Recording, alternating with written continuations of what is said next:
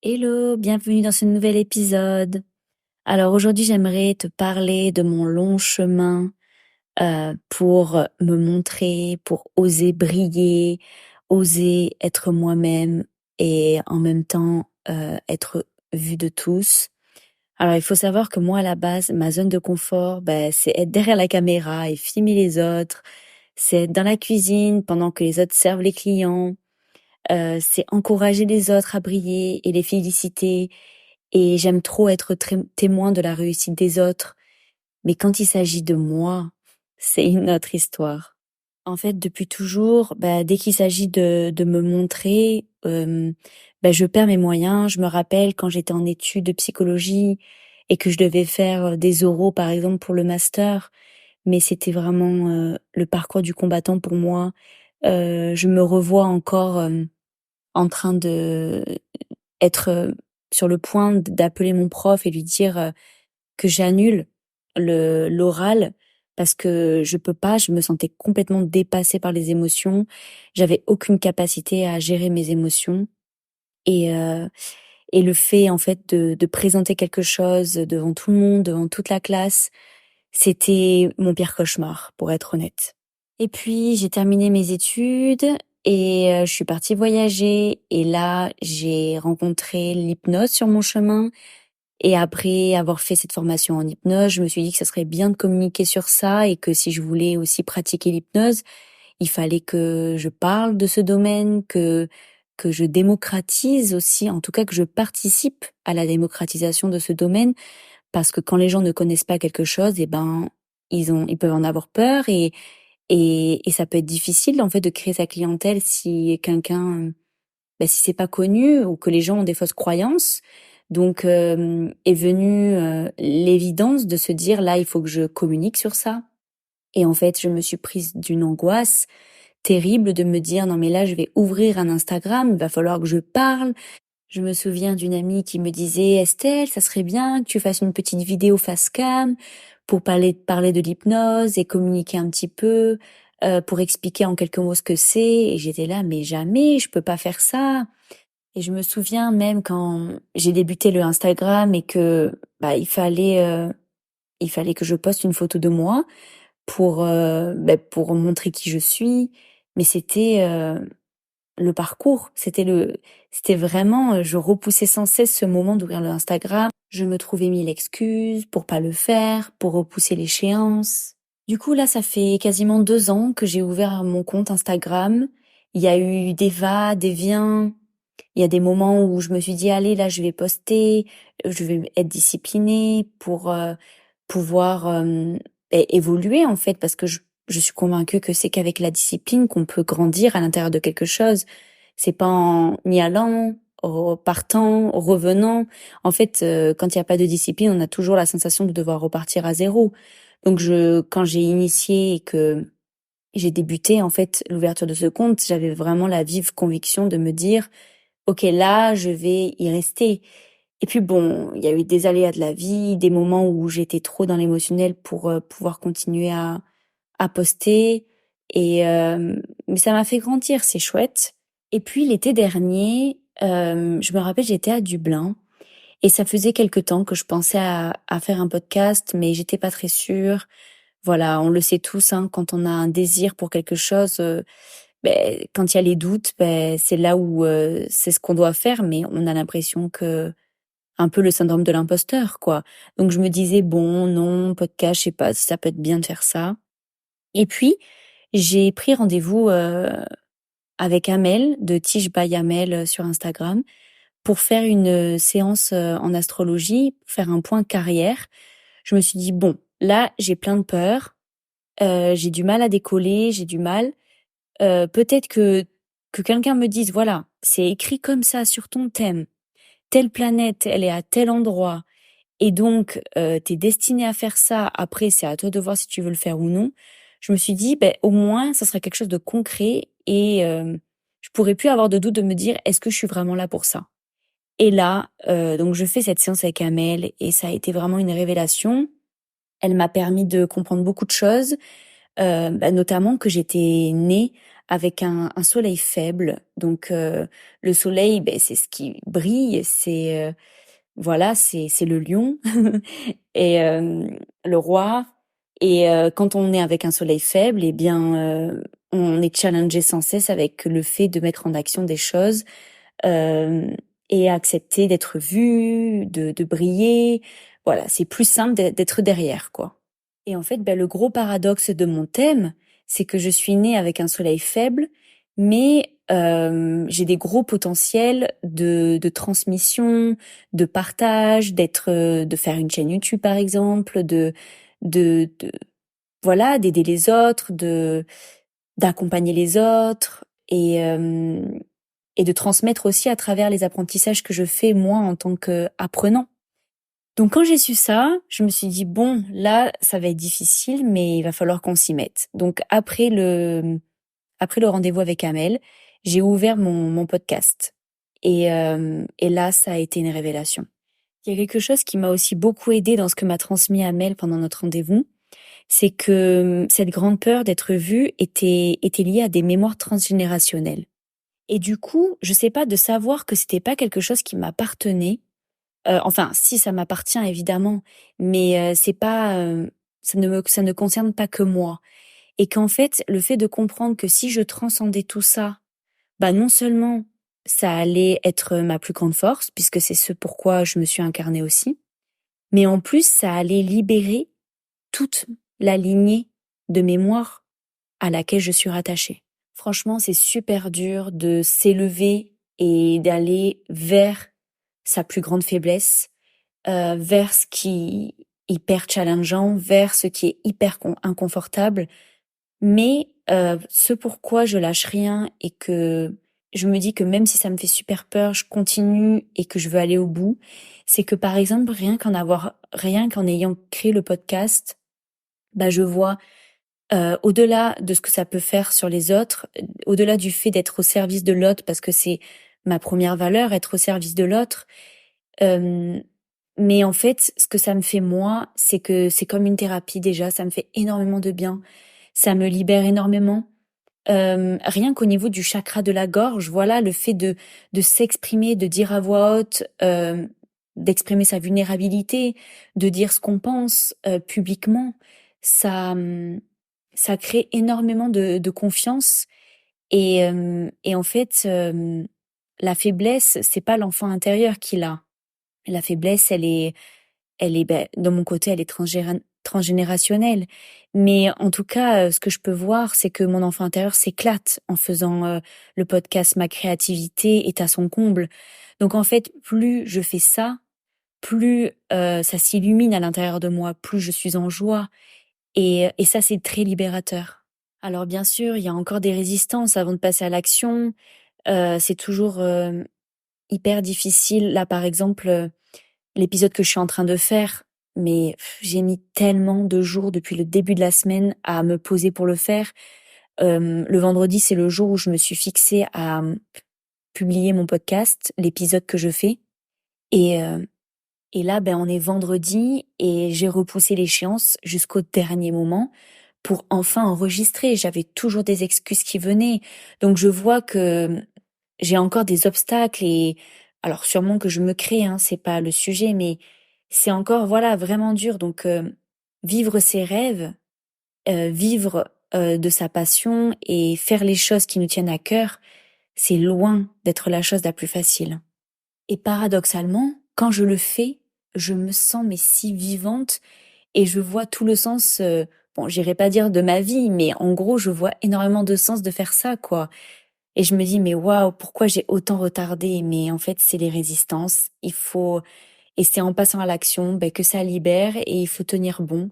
C'est un marathon et je pense que ça prend du temps, mais qu'à un moment donné, ça deviendra super naturel pour moi et que ça va aller.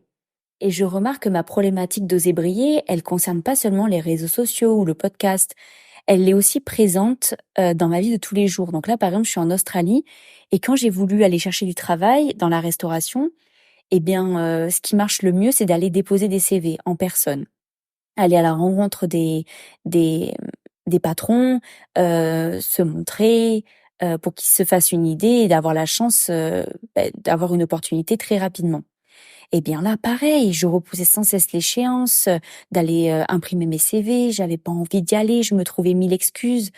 Mais c'est en ça d'ailleurs que le voyage m'aide énormément, c'est que comme je suis toute seule et que, si je passe pas à l'action, j'ai pas de revenus et du coup, en fait, clairement, je suis dans la merde parce qu'il faut que je vive, que je m'achète à manger, que je paye mon loyer et donc en fait, d'être sous cette contrainte-là, c'est un peu comme si ça me mettait un coup de pied au cul. Désolée, c'est un peu vulgaire, mais c'est un peu ça et en fait, de passer à l'action et d'arrêter de réfléchir sans cesse, quoi.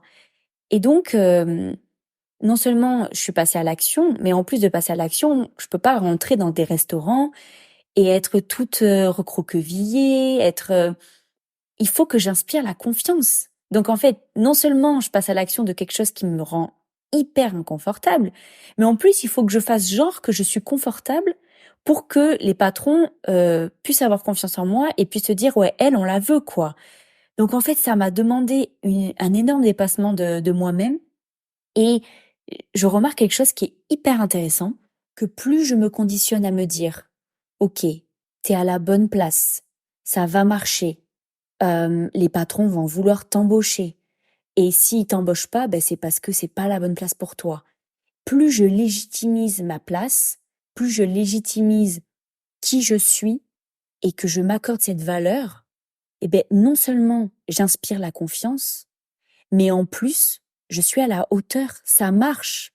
Pareil, ça me fait penser quand j'ai trouvé du coup le restaurant dans lequel je travaille, et que en fait, j'ai fait mon essai et que pendant mon essai, la personne qui travaillait dans le restaurant me dit: «Voilà, c'est un poste de serveuse, mais c'est aussi un poste de barman».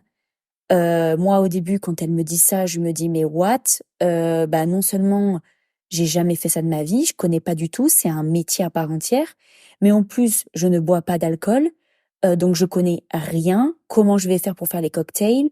Comment je vais faire pour, être à la hauteur tout simplement?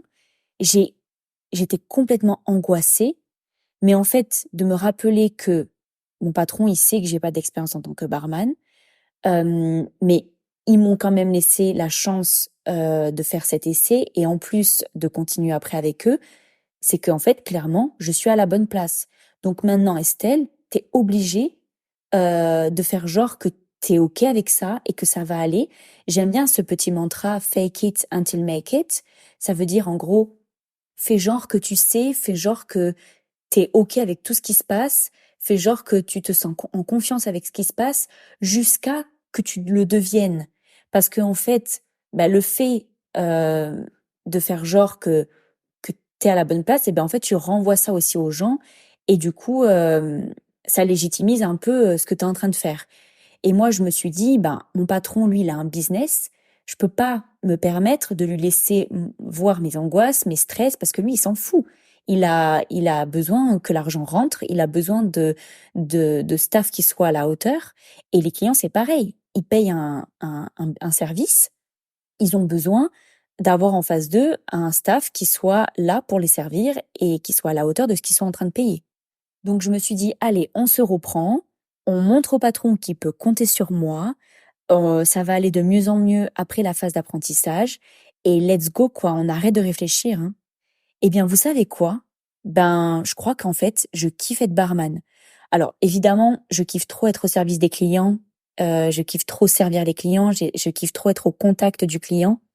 Mais franchement, être barman, c'est, reproduire des recettes de cocktails, c'est, bon, servir aussi des verres d'alcool. Et comme j'adore cuisiner, en fait, il y a un peu ce principe qui se reprend et je prends, en fait, énormément de plaisir. Donc, en fait, ce que je me dis, c'est que, plus je me pousse, dans mes retranchements en me disant: «Tu es à la bonne place, ça va aller, ne doute pas de toi-même, tu pas le droit de le faire de toute façon parce qu'il faut que tu tiennes une posture», et en fait, non seulement je suis à la hauteur, mais en plus, je prends du plaisir. C'est juste incroyable. Bon, alors évidemment, on va quand même, être honnête, je fais des petites erreurs, c'est difficile, mais c'est la phase d'apprentissage. Et ce dont je me suis rendu compte, c'est que, en fait, plus je me force à ne pas montrer, à ne pas communiquer aux autres mes stress, moins ça laisse place, à penser que j'en suis pas capable. Et du coup, plus j'inspire la confiance, plus les autres croient en moi et plus ils me renvoient cette énergie de confiance. Mais en fait, à la base, c'est parce que moi, je crois en moi que les autres finissent par le faire. C'est comme un effet miroir. Mais en tout cas, moi, je ne m'autorise plus à penser que je vais échouer. Et ça a vraiment transcendé mes expériences. Et en fait, quand je repense à la fille que j'étais avant, au comportement que j'avais dans le passé, comme par exemple quand je passais mes euros et que j'étais dans tous mes états, j'avais l'impression qu'en communiquant mes stress, mes angoisses aux autres, ils allaient me redonner confiance et ça allait un peu aussi, c'était un peu aussi une protection que si j'échouais, je vous l'avais dit quoi. Et mais en fait, c'est vraiment un cercle vicieux d'être dans ça. C'est vraiment compter sur les autres pour avoir confiance en soi. Mais en fait, c'est tout le contraire. Ça part d'abord de l'intérieur. C'est d'abord moi qui reprends le pouvoir de ma vie en me disant non, je vaux le coup. J'ai autant de valeur qu'une autre personne. Je suis légitime dans ce que je suis en train de faire. Et c'est grâce au mindset que je vais construire avec moi-même, les fondations que je vais construire, que du coup je vais avoir cette capacité d'avoir cette posture de confiance vis-à-vis des autres et donc ensuite de ce que je vais renvoyer, les autres vont me renvoyer en retour cette confiance. Mais à la base, ça part de soi, ça part pas de l'extérieur. Pour finir cet épisode, j'aimerais juste rajouter ce qu'Amel m'avait dit pendant notre séance l'été dernier, c'est que quand il y a des peurs, des doutes, c'est que c'est la voie à prendre parce que par exemple, j'ai pas envie de faire du basketball dans ma vie et je me pose pas de question est-ce que je dois y aller ou non quoi.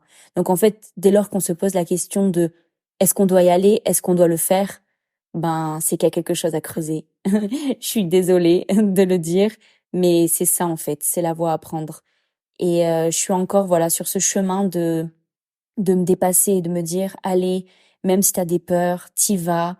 Derrière, il y a des bienfaits énormes auxquels tu t'attends pas, tu peux même pas imaginer que t'as ton petit mental là qui est rempli de peur. Mais une fois qu'on y va, on découvre derrière des choses exceptionnelles. Je vois vraiment les conséquences là d'avoir créé mon podcast. C'est vraiment marrant parce qu'à mesure que je parle, je suis obligée à chaque fois de faire pause avec le téléphone parce que j'ai ma gorge qui se bloque et je suis obligée de tousser pour continuer à parler. Donc je vois que vraiment, je comprends pourquoi j'ai mis autant de temps à me mettre à enregistrer cet épisode, c'est que vraiment, il y avait quelque chose qui était coincé dans ma gorge et je trouve que symboliquement, ce qu'exprime mon corps pendant que je parle est quand même hyper puissant, quoi. Donc, voilà, j'étais en train de parler du podcast, mais euh, c'est la raison, une des raisons qui montre que je suis sur la bonne voie puisque j'ai des difficultés à parler, mais c'est que aussi en même temps, il y a des choses qui se libèrent, il y a des choses qui sont mises en lumière de l'exprimer haut et fort et c'est pas juste l'exprimer à une amie ou à quelqu'un ou en duo en tout cas, c'est là je l'exprime sur une plateforme publique haut et fort. Donc c'est aussi un message pour moi-même pour me dire voilà, là on ose s'exprimer, on ose briller et on arrête de douter parce que déjà le doute c'est normal, ça fait partie du jeu de la vie.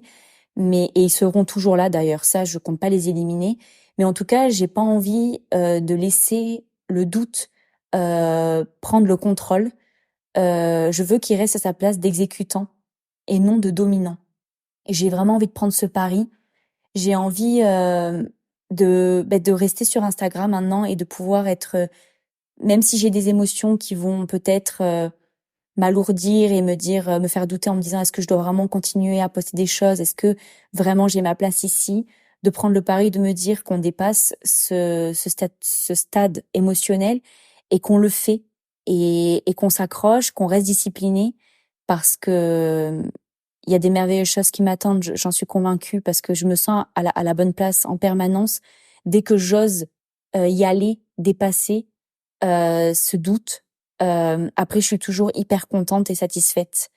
Et ça apprend aussi à servir les autres, à transmettre et partager les choses sans attendre rien en retour.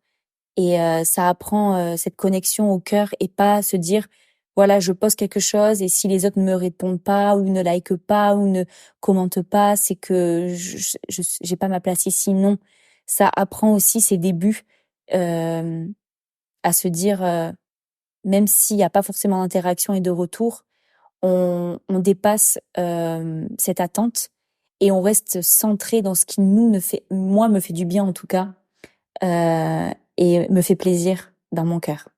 Voilà, donc cet épisode est terminé. J'espère que tu as pris autant de plaisir à l'écouter que j'en ai eu à l'enregistrer. Je te dis à très très vite pour des nouveaux épisodes. Bye!